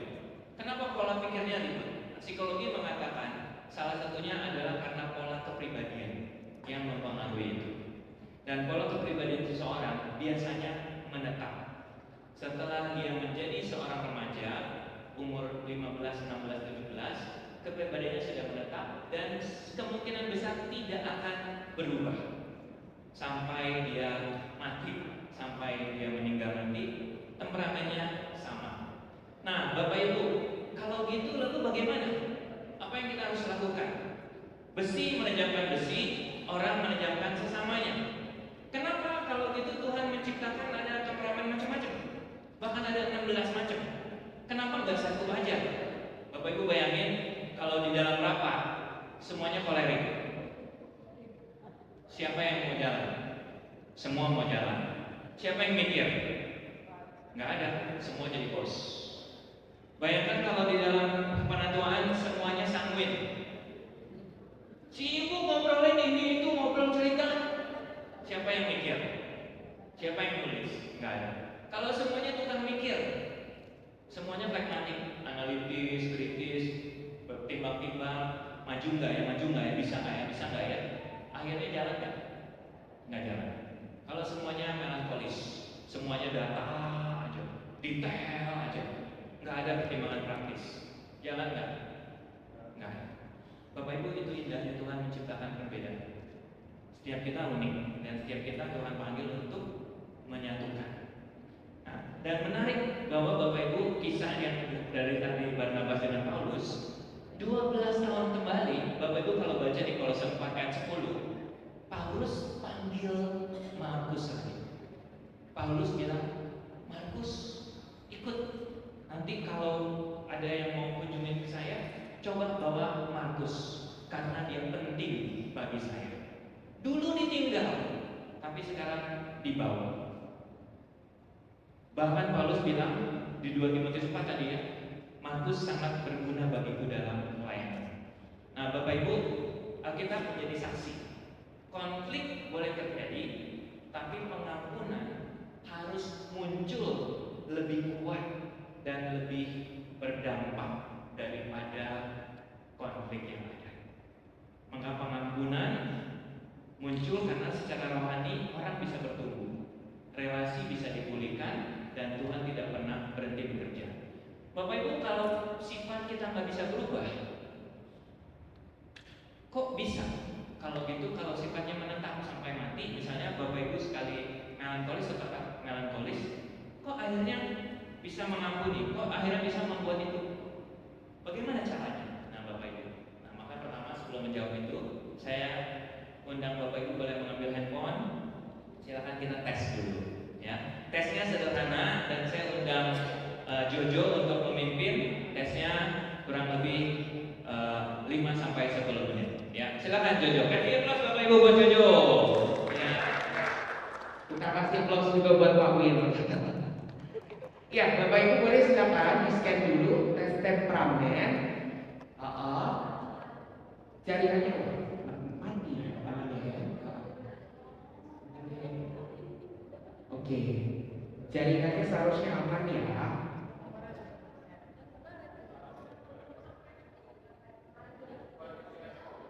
Sudah, sudah ya. Oh sudah ini beda. Ini beda yang pakai ya atau sama? Sebentar, sama ya. Ini sama.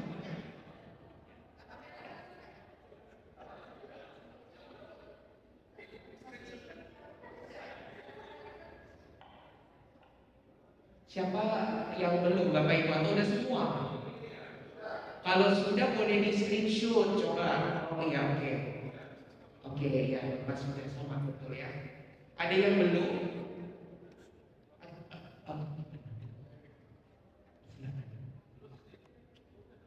Oh.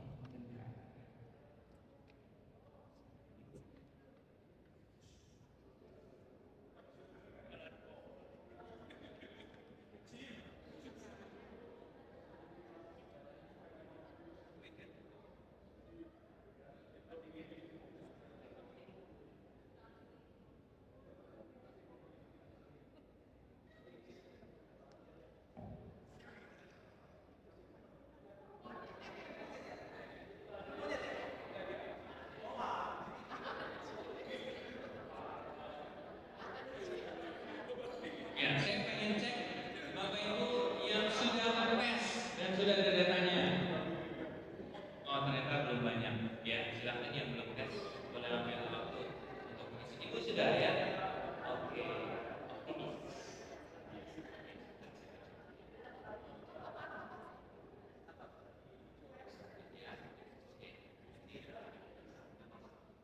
Yang tak ngerti bahasa Inggris bisa tanya Pak Marco.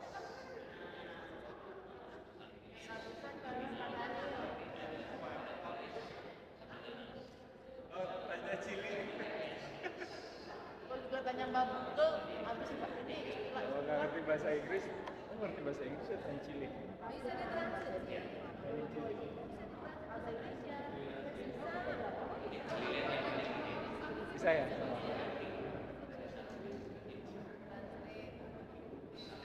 Untuk kamu. Semangat, Kak.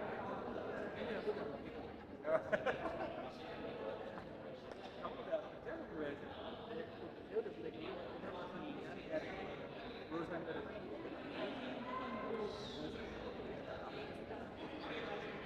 apa lulusnya?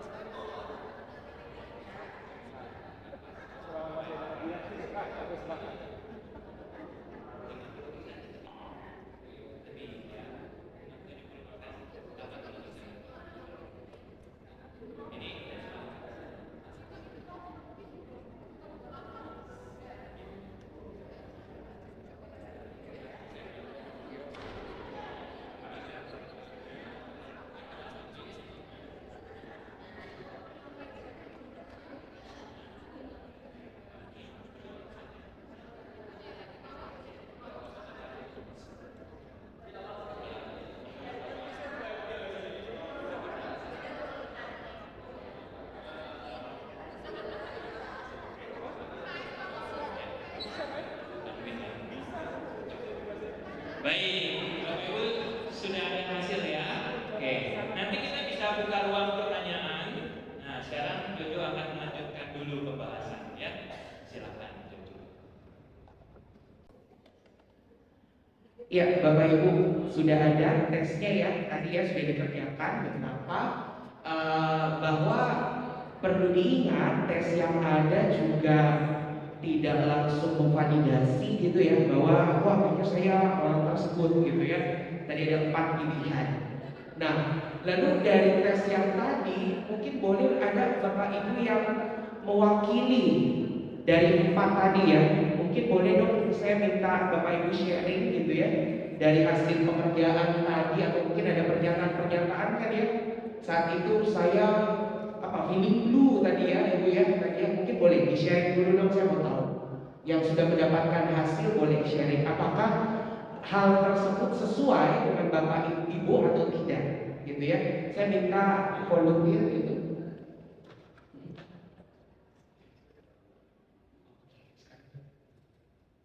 Oke, sorry. Berarti boleh sekarang sebelum sendiri-sendiri Bapak Ibu boleh per kelompok aja dulu sharing ya. Boleh 4 orang gitu ya berkaitan dengan hasil yang sudah Bapak Ibu kerjakan. Boleh di-sharingkan dulu gitu ya. Yuk, boleh silakan ketemu lagi 4 kelompok gitu ya, 4 orang untuk menjelaskan sharing.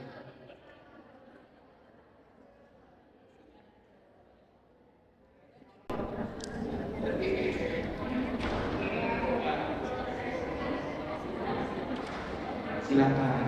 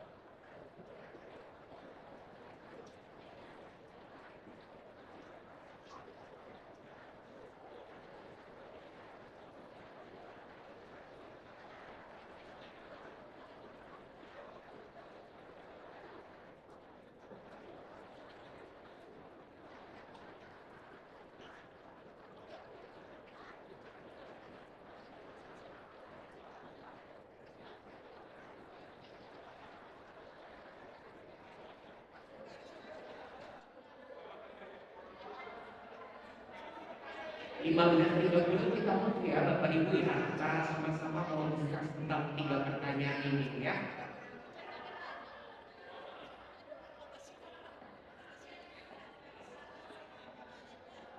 Oke, baik. Kita lanjut Bapak Ibu. Iya, kita lanjut ya. Oke. Suara ulang. Ternyata apa yang saya lakukan di remaja GKI Depok bisa dideteksi. Biasanya kondisinya begitu. Kalau anak remaja rame gitu ya, nggak dengerin apa kata ketuanya gitu ya. Suara ulang gitu langsung pada. Setelah saya turun jadi ketua, lanjut bukan suara ulang, ban kempes. Jadi ban kempes. Gitu ya. Nah Bapak Ibu ada 3 poin utama yang akan kita melanjutkan gitu dari pembahasan tadi kan sudah ya masing-masing kelompok. Lu dapat apa gitu ya? Tadi Bapak siapa tuh kita belum kenalan dia tertarik tentang darah-darahnya ya gitu. Saya dirabi dulu nih kerajaan gitu ya. Jadi ada 3 poin Bapak Ibu. Mengenal diri dari hasil ya kita kecocokkan dari hasil yang ada. Mengenal diri tipe kepribadian apa yang paling dominan dalam diri saya. Tadi ya tes yang tadi Bapak Ibu. Dan kecenderungan apa yang paling terlihat dalam cara saya berpikir, bersikap, dan merespons orang lain. Ini berarti mungkin dalam lingkup pelayanan gitu ya. Dampak dalam pelayanannya apa?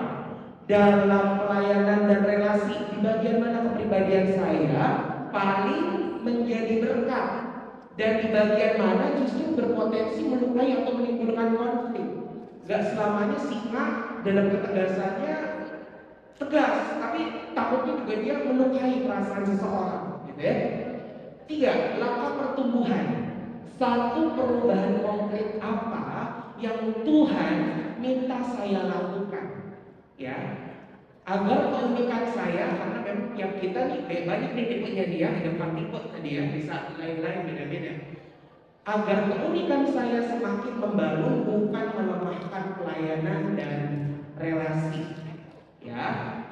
Boleh didiskusikan lagi sampai 5 barangkali. Di situ kita present ya, kita satu persatu ya, kita coba ya. Nanti saya tunjuk kelompok mana yang boleh men-sharingkan hasil diskus kembali dengan kelompoknya gitu ya. Boleh dengan 3 poin ini Bapak Ibu. Mungkin tadi baru sekedar cuma sharing saya dapat apa, tapi mungkin fokusnya boleh nih 2 dan 3 ini ya. Silakan boleh didiskusikan lagi kira-kira dampak dalam pelayanan dan langkah pertumbuhan apa yang Tuhan mau gitu ya, Tuhan mau pakai saya lewat keunikan saya. Silakan Bapak Ibu.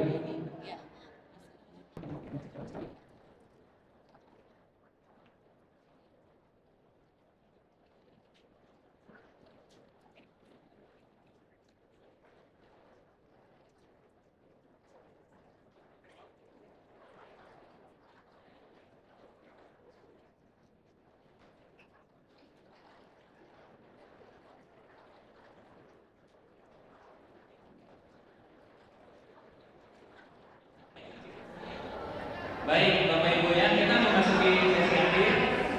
Makasih Jojo, kita kasih applause buat Jojo, Bapak Ibu sekalian. Jojo sudah membantu pengarahan kita, sudah ada hasil tesnya. Nah, Bapak Ibu, disclaimer ya, disclaimer. Tes tadi adalah tes yang sangat sederhana. Ada berapa pertanyaan? 24 pertanyaan. Mungkin Bapak Ibu, coba saya pengen tahu siapa di antara Bapak yang merasa hasil tesnya itu lebih dari 80% menggambarkan saya? Akurasinya lebih dari 80%. Ada 1. Oke, 2, 3. Oke. Ini 50%, 50-50. Saya nggak yakin. Ada 1, 2, 3, 4. Baik. Sangat wajar karena di dalam tes psikologi Bapak Ibu ada tes berlapis. Tes yang ini adalah tes yang paling sederhana. 24 pertanyaan. Ada tes yang model lain 72 pertanyaan. Yang biasa kami pakai itu yang isinya 240 pertanyaan. Semakin banyak pertanyaannya, semakin akurat. Nanti kalau Bapak Ibu pengen tahu, saya bisa berikan nanti tesnya. Nah, Bapak Ibu bisa juga cek ke berbagai website lainnya ada tes DISC juga boleh dipakai. Tapi kalau menurut saya untuk awal ini cukup. Ya, ini cukup. Nah, sekarang kita masuk ke hal praktis. Bapak Ibu, kita waktunya kurang lebih 10 menit lagi. Nah, sekarang kuis untuk evaluasi Bapak Ibu. Pertanyaan saya Bapak Ibu, apa temperamen Yesus? Siapa yang mau coba tebak dan berani menebak? Nanti saya kasih apa? Ayo, mikir dulu Bapak Ibu. Yesus temperamen apa? Ya, Yesus marah-marah waktu jualan di depan gereja Bait Allah. Itu menunjukkan koleriknya muncul. Yesus banyak ngomong nggak? Banyak. Yesus banyak pikir nggak? Yesus banyak tenang. Nah, ayo Bapak Ibu tebak. Yesus temperamennya apa? Siapa yang mau coba? Ayo, siapa yang mau coba? Ibu mau coba? Silakan. Kolerik sanguin. Kolerik sanguin apa? Itu dalam materi ya pemimpinnya jelas. Terus namanya bisa melalui semua orang. Bisa berhubungan dengan semua orang. Terus sama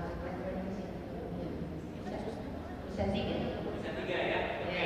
Tapi menurut Ibu Tuhan Yesus dominannya kolerik. Ya. Kolerik ya. Oke. Bapak Ibu coba saya kasih apa? Silakan. Ya, satu lumayan. Ada lagi Bapak Ibu? Nah, ayo asal ya tadi ya. Ya. Menurut saya Tuhan Yesus pragmatik. Pragmatik. Iya. Kebalikan banget. Pragmatik tadi yang dogi ya? Iya, karena menurut saya iya terus setia terus iya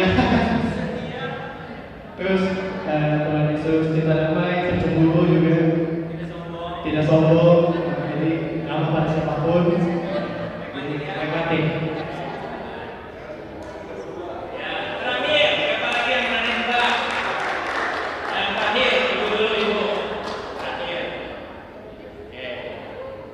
Ya, ngomong dulu. Terima kasih Pak buat kesempatan yang diberikan kepada saya. Kalau menurut saya sih Tuhan Yesus itu pasti yang dinamis yang dia pemimpin itu. Jadi sebenarnya Tuhan Yesus itu memiliki semuanya. Kalau menurut saya itu memiliki semuanya. Iya, kenapa? Dia pemimpin. Yes. Melankolis, dia pernah menangis juga. Terus setia, ya gitu. Terus kalau yang sanguin juga dia oke juga di sana gitu. Jadi kalau dibilang mana yang dominan agak sulit menentukannya. Tapi ya, karena semuanya Yesus punya itu semuanya. Ya itu kalau menurut kami dari Usinda. Ibu siapa maaf? Ibu Kurnia silakan pilih salah satu. Ya, makasih. Sama, baik. Bapak sama ya? Semua ya? Dari Usinda juga? Enggak. Dari remaja, baik. Ya. Bapak Ibu, Tuhan Yesus apa temperamennya dan kenapa penting saya nanya ini? Ya. Nah, sekarang saya kasih bonus. Kalau Tuhan Yesus bisa ditebak, kalau saya temperamennya apa Bapak Ibu? Pragmatik ya. Oke. Kalau Pendeta Marto apa? Bapak Ibu pernah lihat Pendeta Marto marah nggak? Saya kasih bocoran Bapak Ibu. Bapak Ibu nggak akan lihat Pak Marto marah. Ya. Kalaupun Pak Marto marah, nggak ada akan orang yang lihat, karena dia marah dan dia bisa mengontrol itu. Itu tipe khas pragmatik. Ya. Pak Marto. Saya Bapak Ibu kalau lihat saya sering marah. Saya bukan tipe pragmatik. Ya. Nah, Bapak Ibu, kenapa penting mengetahui karakter Tuhan Yesus dan kenapa tidak penting untuk tahu apa temperamen saya? Temperamen saya nggak penting diketahui. Ya, nggak penting juga Bapak Ibu tahu siapa sebelah Bapak Ibu. Nggak perlu kepo lihat apa hasil tes lu, nggak usah. Kenapa Bapak Ibu? Mari kita lihat.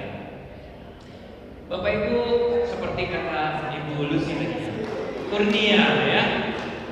Tuhan Yesus adalah integrasi yang sempurna. Tuhan Yesus tegas menegakkan kebenaran, betul ya? Waktu di bait Allah, Tuhan Yesus menerima yang lemah. Tuhan Yesus lemah lembut memulihkan yang jatuh. Tuhan Yesus taat pada kehendak Bapa. Semua temperamen Dia punya. Tim Lahai menulis dengan sangat bagus. Tim Lahai dalam bukunya Temperamen yang Diubahkan, dia bilang begini. Dia juga kasih pertanyaan itu di depan bukunya. Saya juga jadi tebak. Saya juga jadi kena perang juga, prank seperti Bapak Ibu. Apa temperamen Tuhan Yesus? Tuhan Yesus tidak masuk dalam salah satu temperamen. Ya. Bapak Ibu, nah ini yang penting. Kita baca sama-sama, Bapak Ibu ya. Kalimat yang ketiga ini ya. Kita dipanggil bukan hanya menjadi versi terbaik diri kita, tapi bertumbuh serupa dengan Kristus, mampu merespon secara tepat dalam setiap situasi. Nah, Bapak Ibu, ini adalah tes awal. Tes ini hanya memetakan kita apa. Tes yang lebih lengkap, 240 pertanyaan, itu bisa memetakan Bapak Ibu dalam situasi konflik akan muncul tipenya apa. Bapak Ibu dalam situasi yang stressful akan muncul temperamen apa. Lalu Bapak Ibu yang dalam sehari-hari Bapak Ibu menampilkan temperamen topengnya apa? Ada 4 tipe. Temperamen asli, temperamen saat konflik, temperamen saat situasi stres, dan temperamen topeng yang Bapak Ibu pakai. Temperamen topeng yang Bapak Ibu pakai. Setiap orang sering ingin dianggap baik, maka seringkali dia menampilkan topeng yang paling bagus versi dia. Nah, tes yang lengkap akan bisa memetakan Bapak Ibu topengnya apa, aslinya apa. Pada waktu ada perbedaan yang sangat besar antara topeng dengan asli, disitulah terjadi masalah gangguan kepribadian. Jadi tes yang serius yang dilakukan di tes-tes pelayanan psikologis misalnya akan mampu mendiagnosa. Bukan cuma sekedar tes dasarnya, tapi dalam situasi tertentu bagaimana dia merespon. Misalnya seorang yang flekmatik bawaannya, tapi dalam situasi konflik bisa berubah menjadi kolerik yang sangat keras. Kenapa? Kalau tadi kata Pak Petrus, dan ada bersama kita ya, Pak Petrus bilang ada trauma masa lalu. Trauma masa lalu bisa mengganggu kepribadian. Nah, kadang-kadang ada pengalaman masa lalu bisa mengubah. Nah, Bapak Ibu, apa yang penting? Yang penting adalah kita dipanggil untuk menjadi semakin serupa dengan Kristus. Kristus temperamennya apa? Tidak penting.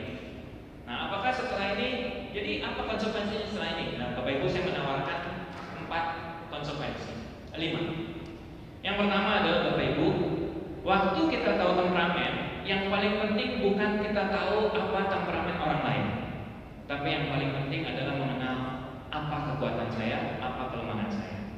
Kalau Bapak Ibu, hasil tes menunjukkan saya tipenya sanguin, saya banyak ngomong, berarti berdoa pada Tuhan, berikan saya fasih lidah untuk membangun bukan menjatuhkan. Kalau saya temperamennya kolerik, Tuhan berikan saya belas kasihan supaya saya tidak menjadi pemimpin yang mendominasi, tapi pemimpin yang melindungi dan membangun. Kalau saya flekmatik, Tuhan berikan saya keberanian untuk melawan. Ya Bapak Ibu, ini kesaksian sedikit. Kami pada waktu tahun terakhir melayani bersama-sama, kita kenal Bang Marto, lalu kita doakan, Abang harus mimpin jadi ketua majelis. Kita hubungin Abang 4 kali, Abang nolak 5 kali. Abang gak mau tampil, tapi kita support dan kita dukung. Maka hari ini saya melihat Abang, saya bangga sekali. Abang bisa bukan hanya bertumbuh, tapi juga bertambah beratnya ya. Dan kami sebagai jemaat perjagaan dan penatua dengan bangga melepas Bang Marto untuk melayani karya dengan level yang lebih tinggi lagi. Nah Bapak Ibu, inilah yang saya rindu Bapak Ibu kita muncul pada waktu kita saling mengenali kekuatan kelemahan masing-masing. Bang Marto akhirnya bisa memimpin dengan sangat baik dan kita dukung penuh. Pada waktu mengambil keputusan kita support, ayo Bang, kita support. Nah Bapak Ibu, waktu Bapak Ibu tahu apa kekuatan kelemahan, dengan otomatis dengan relasi yang kuat, Bapak Ibu akan bisa juga mengenali apa kelebihan kekurangan teman-teman kita tanpa harus tahu temperamennya. Jadi nggak penting tahu temperamennya, yang penting Bapak Ibu bisa melihat bahwa dia ada kelemahan ini, tapi dia punya kekuatan ini. Nah ini yang kita bangun supaya kelemahannya semakin bertumbuh, kelemahannya itu semakin berkurang. Nah Bapak Ibu yang kedua, Yesus bukan satu tipe, tapi dia adalah teladan sempurna. Ketiga Bapak Ibu, perbedaan bukan ancaman, melainkan cara Tuhan menajamkan. Bapak Ibu, saya bersyukur bisa melayani di Kepanatuan tahun ini tahun yang ke-6. Dalam Kepanatuan terjadi konflik, iya. Tapi di dalam Kepanatuan yang saya syukuri apa? Saya mengalami pertumbuhan. Saya makin ngerti apa kekuatan saya makin diperbaiki apa kelemahan saya. Saya banyak mikir, kurang berani jalan. Didukung oleh teman-teman yang udah jalan aja nggak usah banyak mikir. Ada teman-teman yang ragu-ragu, didorong maju aja. Nah sebaliknya orang-orang yang maju kita rem saja. Terakhir ya Bapak Ibu, seringkali konflik bukan karena ada yang benar atau salah, bukan soal value, bukan soal pendapat, tapi bagaimana ego kita ingin kita utamakan. Bapak Ibu, pertanyaan selanjutnya ya, temperamen apa yang paling bagus?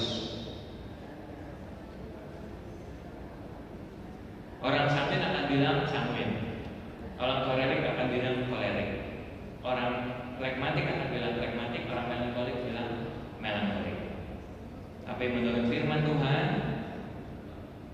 karakter temperamen yang paling sempurna adalah temperamennya Tuhan Yesus. Terakhir Bapak Ibu, Tuhan memakai perbedaan untuk membentuk kita menjadi pelayan yang semakin dewasa. Bukan siapa yang paling benar, tapi Bapak Ibu selamat datang di dalam proses pertumbuhan. Bapak Ibu menjadi aktivis, menjadi penatua, menjadi pengurus akan mengalami konflik. Tapi seperti kata Alkitab, besi menajamkan besi, orang menajamkan sesamanya. Nanti 2 tahun atau 3 tahun pelayanan Bapak Ibu selesai, Bapak Ibu akan melihat bukan apa yang dilakukan, tapi apa yang diubahkan oleh Tuhan Yesus. Itu yang kita akan sama-sama saksikan. Baik Bapak Ibu, saya tutup sesi saya tepat tadi mulai 2.50 selesai 1.50, sekarang selesai 3.50, 2 jam. Saya ajak kita berdiri Bapak Ibu, mari kita tutup bersama. Ya. Nah terakhir Bapak Ibu dapat hadiah. Ya, semua dapat hadiah, nggak semua dapat angpau, tapi semua dapat hadiah, dapat beasiswa UKRI. Ya, karena Bapak Ibu adalah UKRIdian family. Semua anggota jemaat GKI itu mendapatkan berhak mengajukan beasiswa untuk kuliah di UKRIDA. Ya, Jonathan adalah salah satunya menerima beasiswa dari UKRIDA, ya beasiswa klasis. Dan saya yakin Pak Marto akan support ini, pesan sponsor ya, karena Pak Marto juga dulu pengurus ya. Kami punya berapa fakultas, dukung doakan kami. Ya.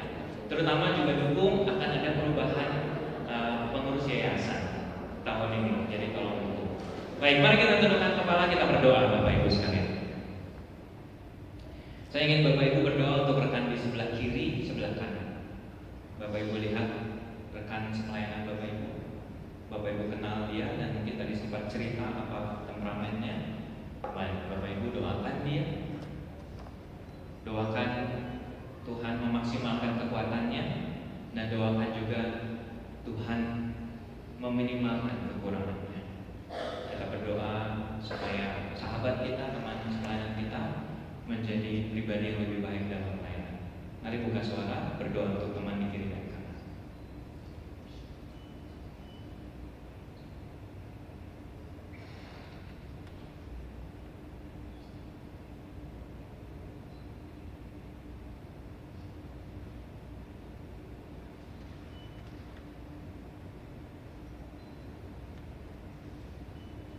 Yang kedua, mari kita berdoa untuk diri kita sendiri. Kalau hari ini kita memulai pemeriksaan batin dan pemeriksaan diri yang berani. Bapak Ibu sudah memulai untuk mengenali diri sendiri. Ini bukan akhir, ini adalah awal.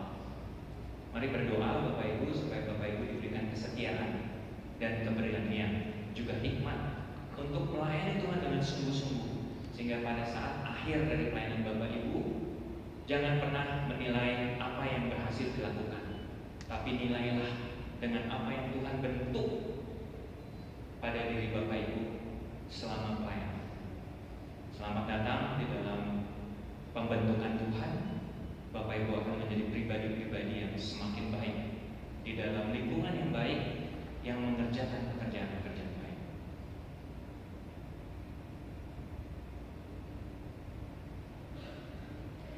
Bapak kami bersyukur untuk waktu yang indah ini. Ada pelayan-pelayan-Mu Tuhan yang sore hari ini menyatukan hati, membuka hati untuk mengenali diri. Bapak kami berdoa, Tuhan berikan kami kerendahan hati, berikan kami keberanian untuk mau berubah, dan berikan kami ketaatan Tuhan untuk mau diubah, sehingga di akhir dari pelayanan kami Tuhan, kami boleh melihat dan bersyukur bukan karena hasil apa yang kami lakukan, bukan karena dampak apa yang kami berikan, tapi karena apa proses pembentukan yang terjadi pada diri kami. Bapak kami rindu Tuhan, sore hari ini Tuhan hadirkan para pemimpin, para penatua, para aktivis yang rindu dipakai Tuhan untuk melayani Tuhan, jiwa-jiwa di GKI Keranggan. Tuhan berkati satu persatu pengurus aktivis di ruangan ini, supaya mereka boleh setia Tuhan sampai pada akhirnya, dan mereka boleh mengalami proses penyucian, proses pembentukan di dalam api pelayanan Tuhan, supaya sungguh karakter makin diuji, kesabaran makin dilatih, keberanian makin dikuatkan. Kami berdoa Tuhan, semoga di akhir dari pelayanan kami boleh kembali di hadapan Tuhan, dan Tuhan boleh mengatakan kepada kami, Engkau adalah hamba-Ku yang taat dan setia. Masuklah dalam kebahagiaan Tuhan.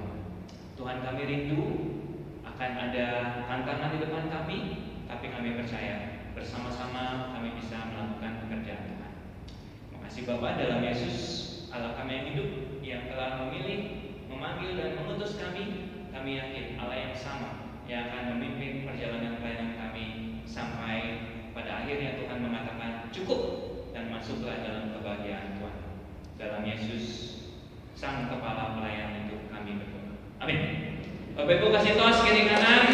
Terima kasih, Tuhan memberkati. Silakan duduk. Saya kembalikan kepada